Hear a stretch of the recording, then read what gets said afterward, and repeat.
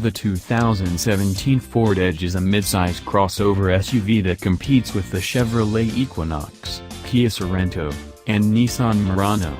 It sees minor changes for 2017.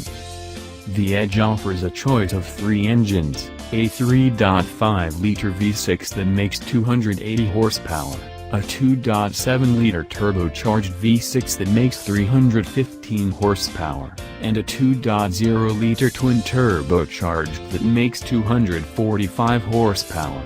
All pair with a 6-speed automatic transmission. The Edge is available with front or all-wheel drive. EPA estimated fuel economy ranges from 17 miles per gallon city to 29 miles per gallon highway. Available features include Ford's Sync 3 multimedia system, adaptive cruise control, heated steering wheel, navigation, USB, Bluetooth, satellite radio, and adaptive steering.